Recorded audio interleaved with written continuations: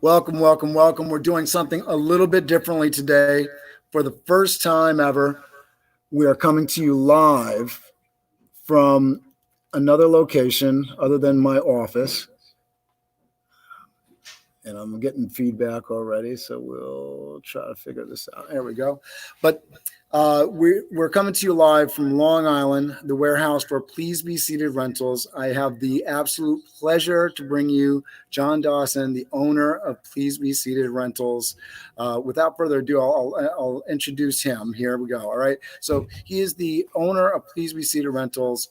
45 years in the business, absolutely passionate about rentals, absolutely passionate about customer service.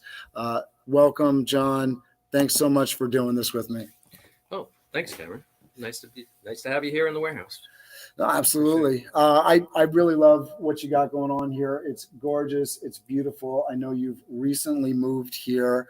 But before we get into sort of the biz dev stuff, I'd love for you to sort of add on to the intro and just maybe talk to folks about why you're passionate about event rentals and why you're in this business.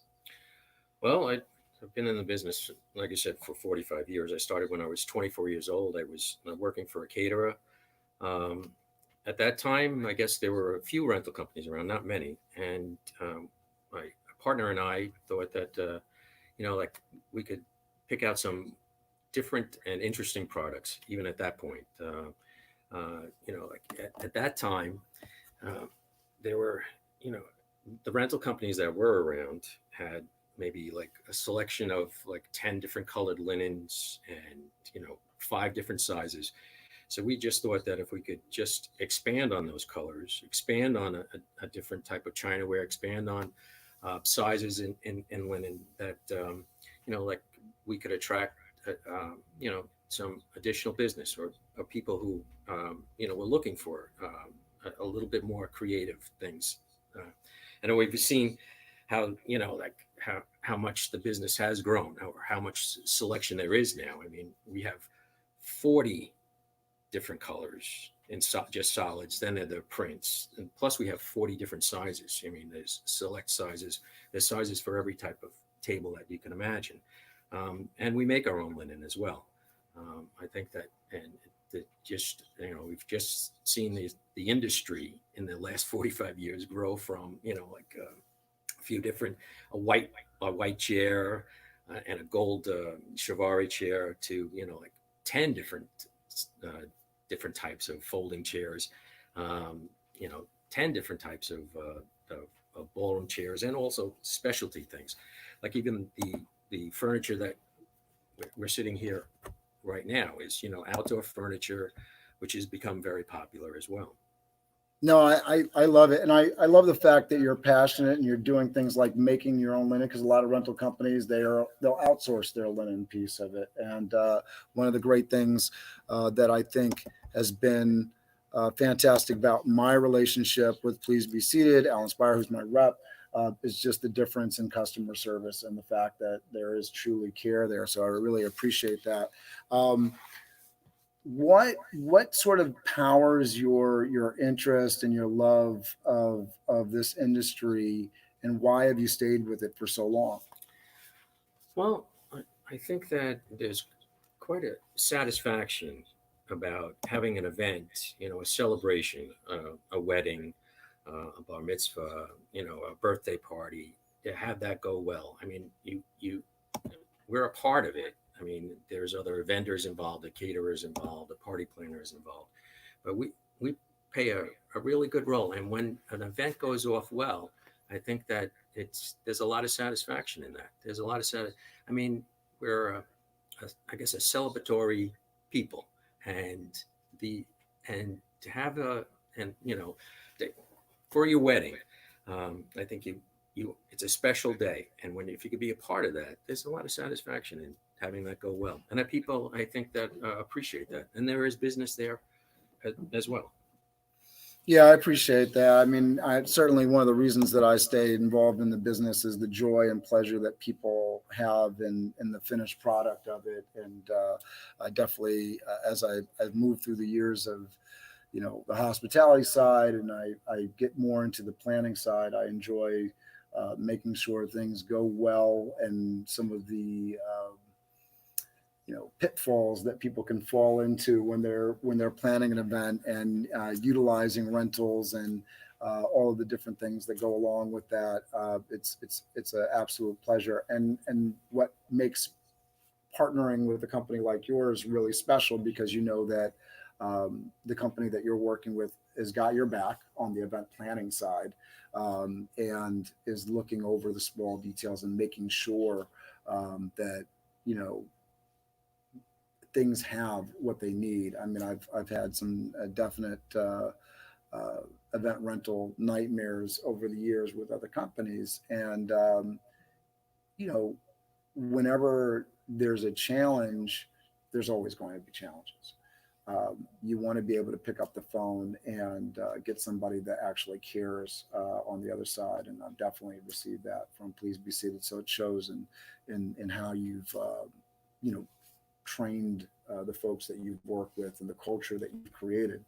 So to that point, how have you created that culture? Because it's one thing for the owner to care, and I think a lot of people are in that situation where they're developing a company, putting things together, and they're certainly passionate about their product and what they're doing, but transferring that to the staff and crew isn't always an easy thing. So how have you been successful with that? How have you made that work?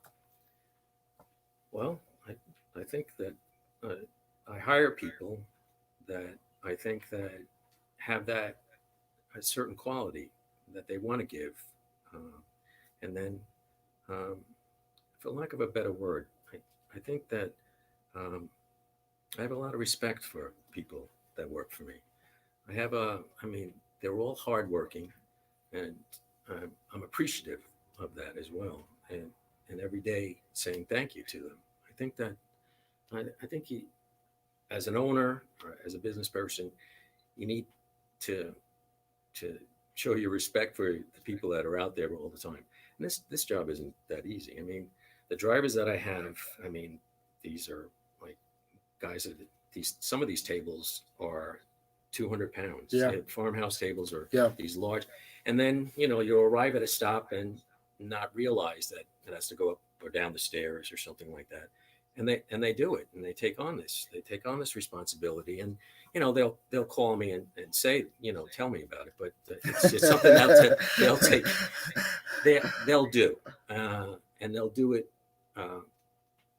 politely and respectfully to the customer as well. I give them respect. They respect the customers. They respect their job. They respect their job as well. The drivers that we have are just a bunch of great guys, and also the sales staff. I mean, the sales staff is there for everyone, but the people on the road are your front line. I mean, your drivers.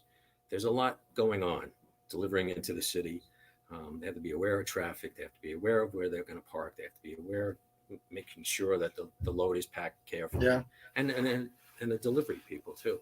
And it's just it's an important part of the business. I mean. Well, I imagine too. I mean, it's short-sighted to treat the guys that are handling your product not so well, because then they won't handle your product so well. I imagine that it transfers in a lot of different ways. But that being said, I'm sure there's a lot of companies out there that aren't treating their drivers very well, and that's why you get some of the results that you do on the site. No, I think you're absolutely right. I for some of these guys, I mean, they could. Not to say that UPS is an easy job, Mm-hmm. but it's a little easier, than what these guys have to do. Right. But these guys stick with me. I mean, I have a number of drivers who've been with me for over 20 years.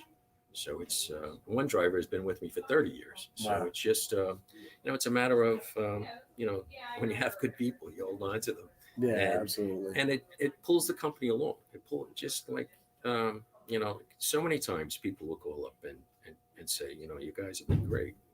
It's a good feeling. So let me talk about that, because I think the customer service end of it, treating people right, those are things that for me have come fairly easily in my business, but one of the bigger challenges for me has been the growth and the finance side of the business. So what are some tips and tricks that you might recommend to somebody that's, getting started and building their company? What would you recommend as things that people should be looking at or doing, to protect themselves over the long term? Well, as far as going into rentals or going into any business, I would say, this is business development here. So, not necessarily to your startup challenger in the event rental business, but, just to folks in general that, whether they're striking out as an event planner or they're striking out as an entrepreneur. I mean, developing a business, although every business is different, certainly the logistics of event rentals are crazy. I've definitely tried to wrap my head around it. On those days that I was frustrated and I wanted to get particular products to clients and you want to add revenue to my company, but I mean, storage, trucks, staff, the challenge of what do you buy first, all that kind of stuff. So you're dealing with all of those logistical challenges, the regular logistical challenges of hiring, maintaining staff, HR, marketing, sales team, inventory, control, devaluation. You're dealing with a lot of numbers. Yes. So how do you handle all that? What keeps you going through that, and what's been sort of the secret sauce to your success for dealing with all those numbers? Well, you need to be financially set. You need to financially. You need to have a good idea. So that relies on a good accountant as well. I mean, you have to market your product. If you have a good idea, all right, you have to look ahead to where you want the business in 6 months, where you want the business in a year, Right. and then what those finances are going to be for that to develop that. And you're always going to have to make adjustments and change. But I think that if you have that vision to look and see, okay, this is where I want to be in 6 months. Should I borrow money? Well, but you need the advice of an accountant, or you need some type of financial advisor, or you have to know yourself. And you can't do everything yourself then. I mean, I'm involved mostly in logistics and things, but I rely on other people to do, to handle financial matters for us. You have to know what you're good at and concentrate on that, and then hire people or, get people with you who have other knowledge as well. You can't do it. You can't do it alone. All right. Very few people, and it's all about the right hiring and having a vision in front. Any business, it's the finances, because if you run out of money, right, no matter what idea you have or how good it is, if the money's going out quicker than it's coming in, you're in trouble. You're in trouble. And no matter how great a product you have or how great service it is, if you're not financially on top of things, you're gonna have serious issues. I talk about this on BizDev Live. I've talked about sort of like the 40 cents on the dollar kind of thing in terms of building out your pricing model and how you're building it out. You're in a very competitive industry, though. So, in terms of financing and sort of getting started in any kind of business, what's sort of your idea around wrapping your head around, profit margin and building that in your company? How did you build? I mean, obviously, you're a fairly large company today. How many employees would you say Please Be Seated has? We have 30. 30, which, I mean, and that's 30 employees that are working on a full-time schedule, something like that. Some part-time, some Yeah. I mean, for me, we have one full-time person in the office during pandemic. Everybody's been laid off. We have 130 part-time staff, but there's not a lot of people necessarily working on any given week. So there's not a lot of overhead on the time. Plus, you're talking about warehouse costs, a lot of inventory and maintenance. So what would you recommend as a profit margin, and how to, you've obviously been able to capitally invest in your business. So what would you recommend to somebody? They're starting in and they're looking at their numbers, in terms of savings and putting, making sure that they're having a profit margin to build upon. What would you advise somebody that was young and getting started in this? Well, our sales fluctuate monthly. I mean, especially now they fluctuate. Yeah. Well, this is a very Fluctuating special time. Yeah. But the first quarter of the year, January, February, March, you've hopefully saved enough from your September, October, November, December, and that carries you to that first quarter. And you're speaking to the seasonality of the business, right? So, correct. I think that's something that's important for anybody that's going into the events business, is understanding that, I didn't understand it for a time. I was like, oh no, we have, we do things, but May, June, September, and October, at least for me, are like the biggest months of the year.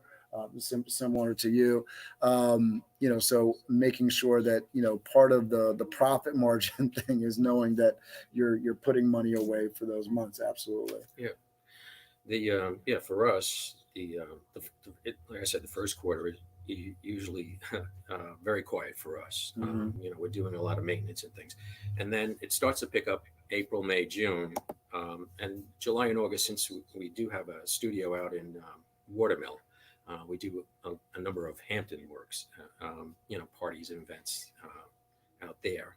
So that carries us through the summer months, because in New York City, it's usually fairly slow for us. And a majority of our business is in New York. And then September, October, we're out on the North Fork, the vineyards. It's a popular area for the vineyards to have parties as well. And then November, December, we're back in the city again. Anyway, when you look at that, you want to be on top of, I guess the rule of thumb is for us is 20%. You want to, whatever you're taking in, you want to say that 20% goes to profit. Right? You want to pull aside. And if your margin is dropping below that, then you want to be careful about what you're spending, like what exactly you're doing, or where you've gone over. It's a very labor intensive business. Yeah. For us, 50% of what comes in or goes out to labor, just labor alone. And then after that, you have the rent, which is another 10%. So you're saying like 60% is already accounted for. So it's, you have to, that's why you have to keep an eye on your finances again. But you're looking to get somewhere a return of about 20%. So. And how involved, you're talking about, having good people involved. So do you do a lot of in-house accounting, or is it mostly outsourced? Do you have somebody that's like a bookkeeper that's checking things out for you, or you keep it sort of in-house and have like an in-house bookkeeper kind of thing? Oh, we have an in-house bookkeeper as well as an outside accounting, and the outside accounting, is involved in the business. I guess, we work with him every week. So it's an important part, because you have sales tax, you have. No, we talked about the amount of numbers that are involved in this business. It's wild. So I appreciate the business. To talk about some of the fun stuff. So what are some of the trends and things that you're sort of seeing? Obviously, we're in a weird time, but before we were coming into this, out of last year, obviously there's going to be some new trends because of pandemic with social distancing. We did for the MPI lunch bunch that I host, something where we had, mats under high boys that, basically showed people the 6 feet of distance. I don't know if you're seeing things like that. What are some things that you're seeing trend wise that you think people are going to be ordering as they come back into the event space, as we are allowed to slowly come closer together? Well, I think the trends that we're seeing now is similar to where we're sitting now, is furniture, spaced out furniture that we've been using quite a bit. I think we're at 10 people in New York, and I think it's 20 people in Connecticut, but we're doing more of that. We're doing more cocktail tables spaced out. And I think we're going to see that trend continue. You're going to see high boys, like you said, spaced out. I think we're going to see a little bit more like a vertical buffet type of look, where people can just take something from there, either a glass or some type of hors d'oeuvre. I think we're going to see something like that.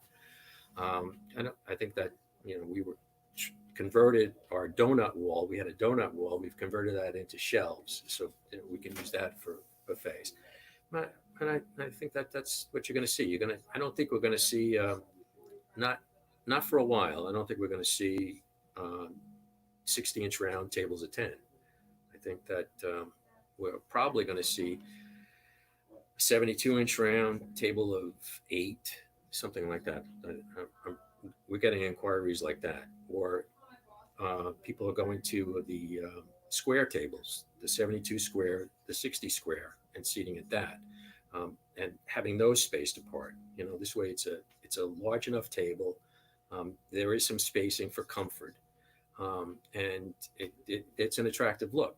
It's an attractive look that they're using. So we're seeing 60-inch squares, 72 squares. Me as on the service side and event planning side, loves to see more space, in an event.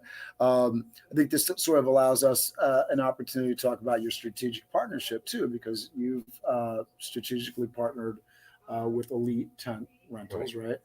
So speak to that and what that capability allows you, because I think, outdoor events in general, especially we're into the summertime, but I think those are going to be big because the rules are a little bit looser around outdoor events. COVID supposedly, outdoor transmits less. It's a little bit safer all the way around. So talk to the partnership you have with the tents and what kind of tent rentals that you guys are providing, that sort of thing. Well, Scott Schneider is the owner of Elite Tent and Party, and we had been in discussions, to work together. And so what we did was we decided on a strategic partnership where he's doing a number of tentings, still doing rentals, but we're working together, sharing inventory. We're especially now, I think that backyard parties there's a little bit more freedom. We're doing parties where we're doing maybe a 20 by 30 tent in a backyard for 10 guests. I think New Jersey is opening up to 25 soon, and it's the same with Connecticut. So we're doing tenting that allows for the opportunity to have guests and still have that spacing apart. We're doing, a number of furniture spread out, or we're doing cocktail tables spread out, like I said before. No sit-down dinners.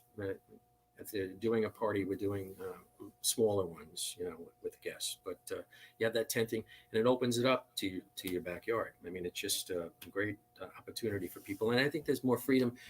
I mean, we haven't done anything at any venues yet, the indoor venues, but with tenting, it just gives that opportunity. We're doing a little bit of venues that have a roof area or have a rear yard or parking area. We're doing some of that. So it's, that outdoor area with tenting is important for the business. And so it's a great opportunity. There's clear tents. There's a lot of different things you could do with tenting. There's sailcloth. So it's yeah, no, I think the venue partnerships, hey Dorothy, hey Arlene, the venue partnerships where you have that ability to extend the space, open the doors up, I think that's going to be huge for a lot of venues. Yeah.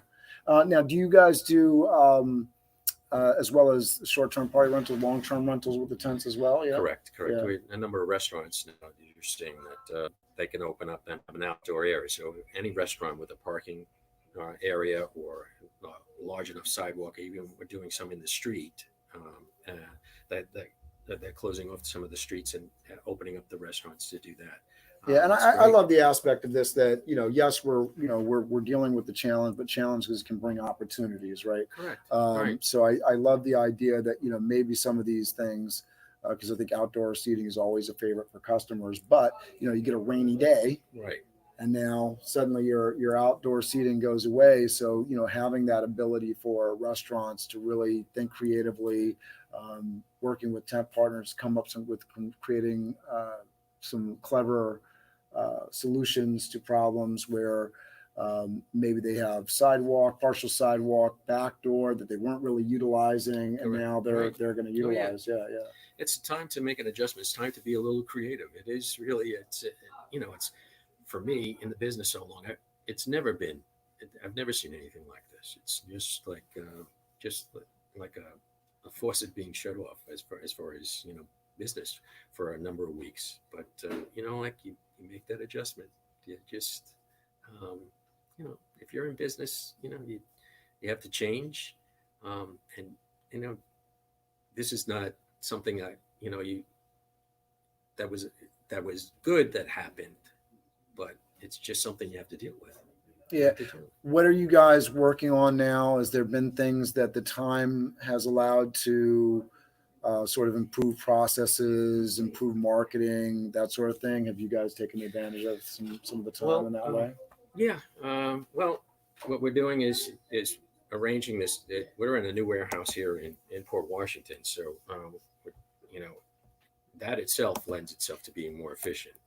There's loading docks. It's opened up a lot more for us. We've had a little bit more area to work in. So logistically, loading, unloading, it's although we're still in the process of moving, it has made it and will make it easier once more business comes in. So it's always working on that. So maybe a little bit easier without the mad rush of clients on top of you doing some moving and organizing. Yeah, right. Well, this is for me, May and June had always been such a busy time. It's a more of a whirlwind, but now it's you come in, it's sort of quiet. Yeah, sort of quiet. So it's but it gives me a chance to visit with my grandchildren. So talk about your three daughters and your grandchildren. Are they having fun without all the craziness of regular life? They're adapting well. They're adapting. I have one daughter who lives in the city. She's got a young daughter, so it's a bit of a challenge. And I have another daughter living in Washington D.C. and for her with her two children, it's been a little hectic as well. So it's hard. It's hard when you live in the city in this because you don't know what you're walking into the streets of. I definitely have colleagues that felt trapped because they were living in an apartment. And for anyone that's single that doesn't have a lot of family to support them and around them, one colleague in particular escaped to Denver, Colorado, and just got out of the city. That's going to happen. I mean, I think that when you have young children, you give serious consideration to that. Like where is it safe? If I was single, but New York is such a wonderful place. But when you have kids, it becomes another. It's very challenging. I mean, the COVID thing has been so you don't know what to believe, but it's definitely challenging. I've seen it's gone through our family. We had it back in April and worked through our system, and everybody was okay. I had a brother-in-law that was in and out of the hospital, but we've also had a chef that was in the community that passed away. Dottie, who's watching our colleague Pancho, rest in peace, left his family behind. So we've seen both the, not so bad consequences and the super serious consequences of it. So, if you're living in the city, it's scary. And, if you're in the events industry, this is why it's slow, because there's real consequences if people aren't protecting themselves. And we all just have to sort of understand what the environment is. On the flip side, I've got to do some things that I wouldn't have normally done. So taking this opportunity, you got to keep moving forward and figuring things out. So the opportunities that come out of this for folks that have a little bit of extra time on their hands, little mental clarity time, and figuring things out and new opportunities, like you said. talk to me about some of the best-selling items that you've had over the years, and maybe how that's what's best-selling now, what used to be best-selling, and if some of those things are coming back. Um, well, uh, years ago, uh, goldware was very popular. It was something that we had. It was that ornate goldware. Just recently, I guess it's in the last 2 years, we're seeing more in the goldware, more like a sleek type of goldware, and that's what we carry now. So you are seeing more in a gold, more of a not an ornate chinaware, not something that takes away from the presentation of the food, but something that frames the food, like a gold rim plate. We're seeing more of that. Or we're Mhm. seeing like some uh, uh, ivory type of plate with a little bit of a design on it, something that shows off the food, that doesn't take away from that presentation, but something that enhances it, that look. We're seeing more of that. As far as glassware is concerned, fancier glassware, like a little bit more plain, but maybe with a little bit of a design. That's something that stands out on a table, and it enhances that presentation of wine too. I think we're seeing more presentation. Um, Nothing that takes away, but like nothing that takes a, but something that works with the flowers on the table, something that works with the food.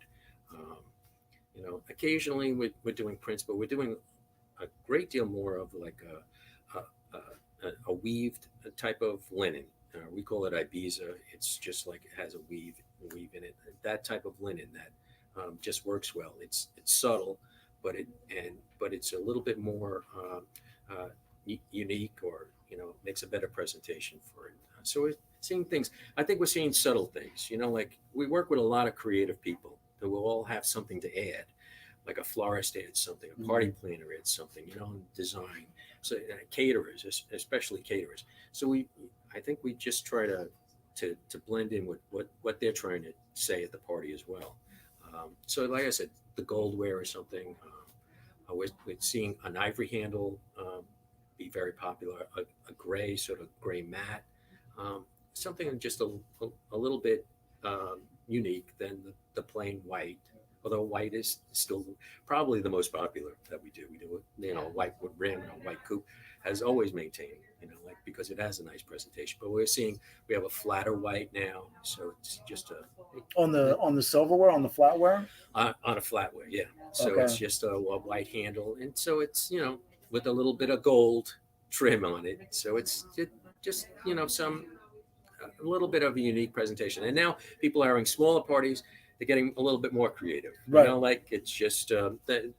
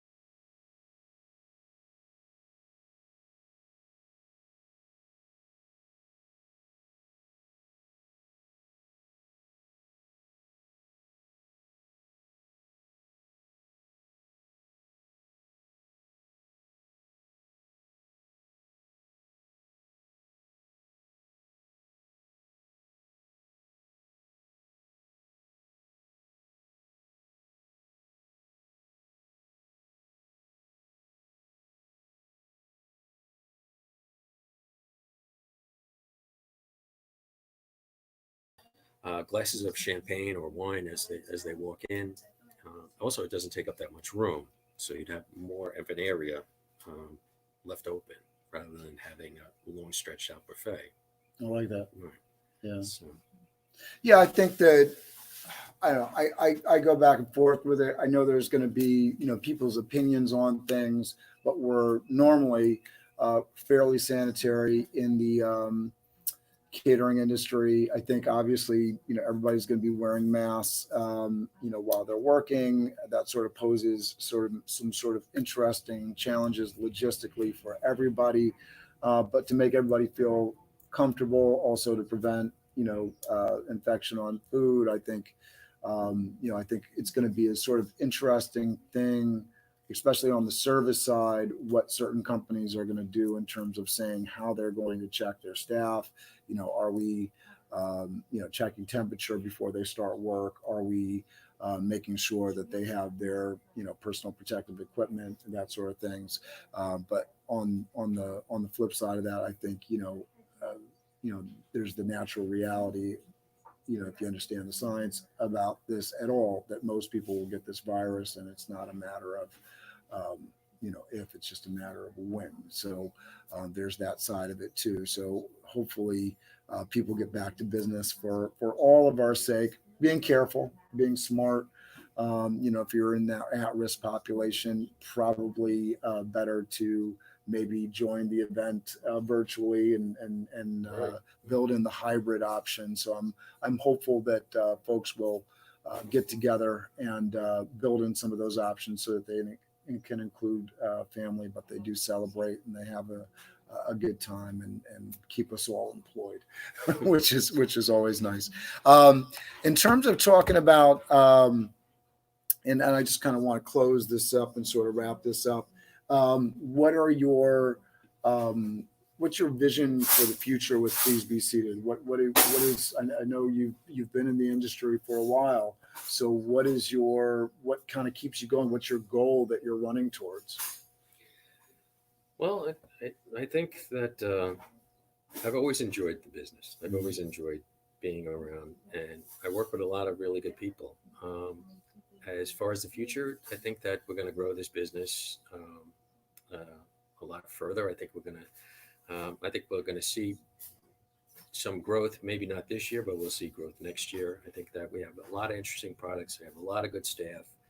The business, was moving forward, wonderfully before this hit. But that's similar to what everybody else is facing. Well, 2020 was supposed to be a banner year, right? Right. Everybody wanted to get married. 2020, Right. 2020, yeah. Yeah, right. So, And anyway, then pandemic. And then right. Yeah. So in terms of what that goal is in improving the business, what is that like? Is there a point where you feel like, if I hit a certain mark that I'm done, or you're just in this for the long term? You're just happy to be in here. I'm just happy to be here. It's I'm 67 years old, but I'm enjoying this. I'm enjoying not maybe not so much the last 3 months, but Yeah. But I've always enjoyed the business. I've always enjoyed coming to work. I've always thought that this was a great industry to be in. And with hard work and some little creative ideas and watch your finances, you could be successful in this. And I think that also there's a lot of satisfaction to it when you're involved in it. And there's a lot of great people in this industry. There's a lot of like really just like so creative. The things that people come up with as far as in catering, Right. and party planners and things that you see. Designers. They're just like such one, and it's fun just to watch that happen and be a part of it. Oh, that's great. You definitely have the attitude of gratitude that we all strive for. I really appreciate you taking the time to do this. Thank you for lending us the showroom today. We're going to create some wonderful content to share with all of your fans and all the folks that are watching. Really looking forward to sharing that. I have my friend Max Bogan with Bogan's Video Productions, who's creating some wonderful content for us. So stay tuned for that. If you're on the YouTube channel, hit that subscribe button. I really appreciate you. And with that, John, why don't you close this out here? We'll give folks the double view here, and just let folks know why they should come and use Please Be Seated services, and we could say thank you and sign off.